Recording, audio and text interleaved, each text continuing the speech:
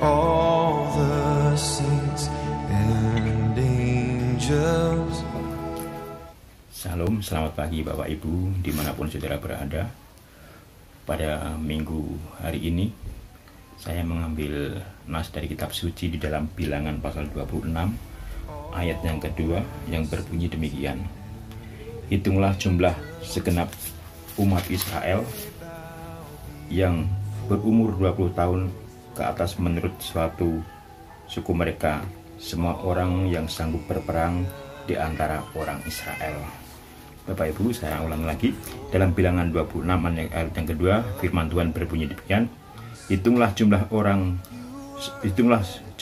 segenap umat Israel yang berumur 20 tahun ke atas menurut suku mereka, semua orang yang sanggup berperang di antara orang Israel. Bapak Ibu yang dikasihi Tuhan, pada sensus yang kita baca dalam nas kitab pada hari ini adalah bukan merupakan sensus yang pertama. Ini adalah sensus yang kedua yang dilakukan oleh Musa atas perintah Tuhan. Sensus ini gunanya buat apa, saudaraku? Sensus ini adalah untuk mencari, menemukan, untuk menghitung kalau di antara orang Israel ada orang-orang yang sanggup untuk dipersiapkan menjadi pasukan di Israel yang siap berperang. Mereka inilah yang telah tiba duluan di Sungai Yordan dekat Yeriko. Bapak Ibu, kenapa Tuhan menyuruh Musa untuk mengadakan sensus, menghitung di antara orang-orang Israel dalam suku mereka untuk menemukan orang-orang yang siap berperang? Artinya apa?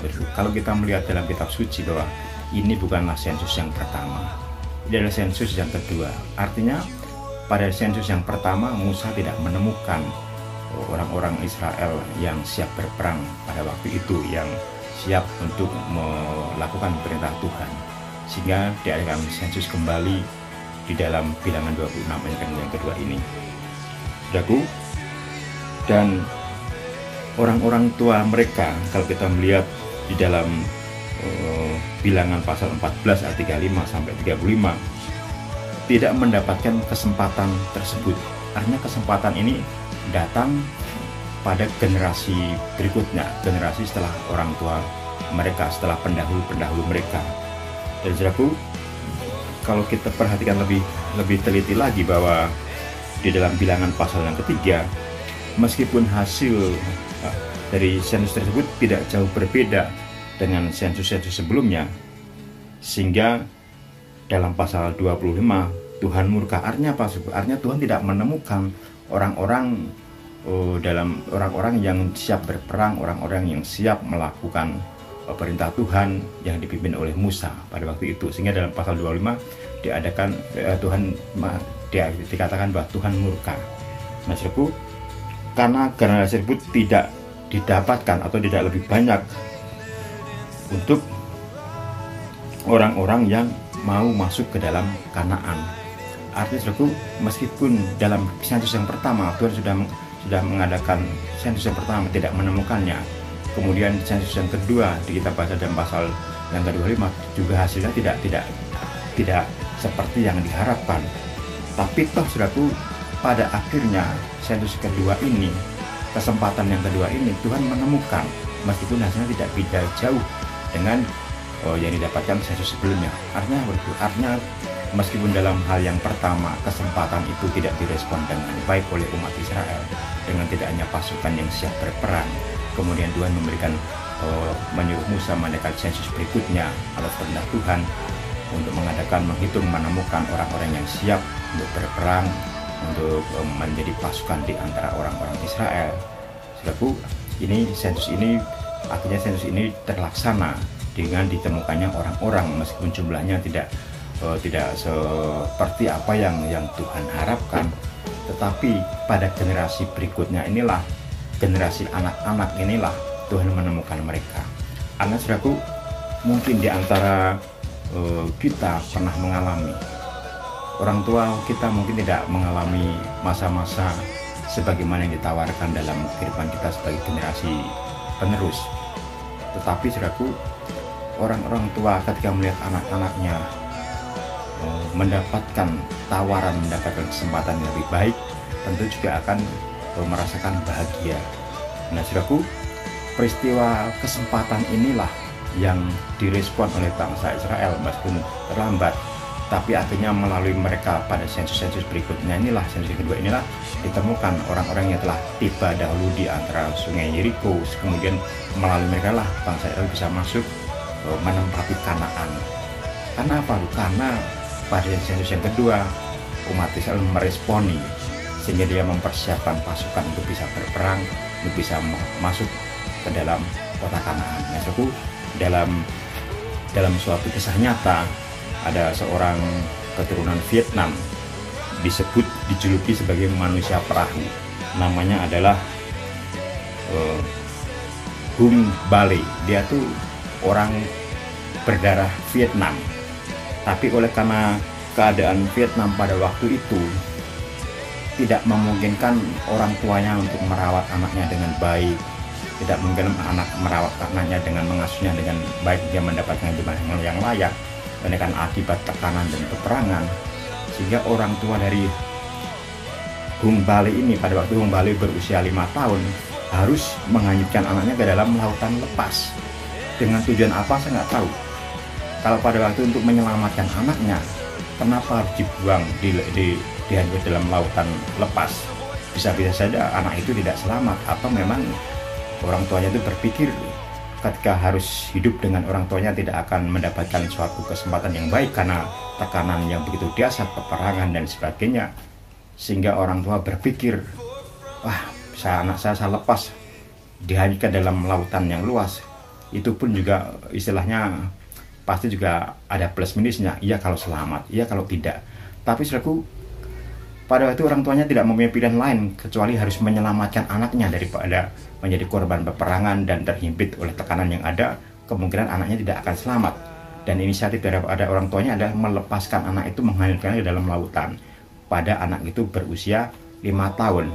Akhirnya kita mengenal bahwa Hung Bale menjadi manusia perahu dalam pengembaraannya, sehingga sampai dia berusia 34 tahun, ada dalam kurun waktu perjalanan hidupnya selama 34 tahun terdamparlah ia di benua Amerika. Lalu kesempatan yang ada mungkin tidak baik dalam peristiwa yang terjadi di keluarga Hung Bale ini, sehingga dia harus menghanyutkan anaknya pada waktu usia 5 tahun ke dalam lautan. Tapi kesempatan yang terjadi tidak dalam situasi yang tidak bagus, tapi karena orang tua beranggapan lebih baik saya melepaskan anak saya daripada tertekan dalam peperangan dan segala macamnya, sehingga Hung Bale yang dijuluki manusia perahu ini dalam kurun waktu 34 tahun kita kenal dalam sejarah bahwa dia akhirnya menjadi komandan kapal perang AS, yaitu USS Lanson yang pertama, menjadi komandan kapal perang milik Amerika. Itu adalah seorang warga berdarah Vietnam, tapi saudaraku, warga Amerika berdarah Vietnam. Itu Hung Bale. Artinya apa, Bu? Kesempatan, saudaraku. Kesempatan itu datangnya mungkin di dalam kondisi yang tidak bagus, tapi ketika direspon dengan niat, dengan sungguh-sungguh, akhirnya saudaraku, Hung Bale menjadi kisah nyata.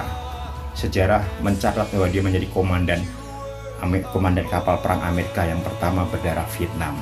Ketika dia pulang ke negaranya, orang-orang bersorak gembira. Dipikir orang ini sudah mati atau binasa atau bagaimana, tapi kenyataannya dia menjadi komandan kapal perang milik Amerika. Nah, itulah suatu kesempatan yang diambil oleh keluarganya meskipun dalam tekanan, meskipun dalam situasi yang tidak meyakinkan, tidak menentukan, saudaraku. Nah, saudaraku, hari ini kesempatan apa yang Tuhan perlihatkan bagi kita saat ini di tengah-tengah situasi pandemi yang sudah mulai mereda, timbul lagi isu-isu yang akan adanya bahaya-bahaya virus-virus lain. Tapi pasti ada suatu kesempatan yang Tuhan berikan dalam kehidupan saudara dan saya. di tengah situasi sulit apapun ada kesempatan. Nah, saudaraku, maka ambillah kesempatan tersebut sebagai panggilan, sebagai anugerah daripada Tuhan. Saudaraku, kesempatan yang berharga atau kita sebut anugerah yang paling berharga daripada kita sebagai umat Tuhan adalah mengenal Kristus. Saudara dan saya, begitu luar biasanya, begitu mahalnya anugerah kesempatan yang Tuhan berikan kepada kita ketika kita mengenal Kristus. Sebab, kenapa sih? Sebab melalui karya penebusannya kita mendapatkan pengampunan melalui salibnya, saudaraku. Ini kesempatan anugerah yang harus kita responi dengan baik. Orang boleh berbicara pingin anugerah, pingin kesempatan yang baik secara kacamata duniawi, tapi saudaraku, pada intinya di bulan-bulan Desember ini Tuhan menawarkan lagi kepada saudara dan saya, anugerah yang Tuhan berikan kepada kita adalah anugerah supaya kita mengenal Kristus, karena di dalamnya kita menerima pengampunan melalui kuasa salibnya. Siapapun kita, siapapun saudara, hidup ini adalah suatu kesempatan. Hidup ini adalah suatu anugerah yang terbaik. Jadi hari ini meskipun kita sudah menjadi lama menjadi orang percaya, lama menjadi orang Kristen, mari anugerah itu tetap kita pelihara. Kita responi dengan baik. Caranya dengan apa, saudaraku? Dengan hidup ini menjalankan karya nyata untuk meresponi panggilan dan anugerah keselamatan daripada Tuhan yang berikan dalam kehidupan kita. Saudaraku, kalau kita melihat peristiwa-peristiwa di tahun yang kemarin, di tahun ini 2021 sampai penghujungnya, kesempatan apa yang sudah berikan kepada kita, terus apa respon kita. Jangan kita selama tahun ini sudah menyanyiakan anugerah, menyanyiakan kesempatan yang Tuhan berikan dalam kehidupan kita. Mari di bulan Desember ini, bulan menjelang Natal, kita meresponi kembali panggilan Tuhan, anugerah Tuhan dalam kehidupan kita. Jangan sia-siakan kesempatan yang Tuhan berikan dalam kehidupan kita. Mari kita responi anugerah daripada karya terbesar Tuhan Yesus Kristus dalam kehidupan kita. Mari kita menyambutnya dengan berkarya bagi Raja semesta alam. Mari kita berdoa. Bapa kami di surga, terima kasih Tuhan Yesus Engkau sudah memberikan anugerah yang besar atas hidup kami. Ajar kami untuk senantiasa menghargai karya penyelamatanmu, meresponi anugerah atas panggilanmu dalam kehidupan kami, sehingga kami tidak menyanyiakan yang Tuhan berikan selama tahun 2001 ini, Tuhan. Dan kami mau, Tuhan, di tahun mendatang anugerah kesempatan itu boleh kami responi dengan tekun, dan kami boleh melakukan karya yang luar biasa oleh karena Tuhan yang memimpin kami, oleh karena pertolongan-Mu, sebagaimana Engkau memberikan kesempatan kepada bangsa Israel.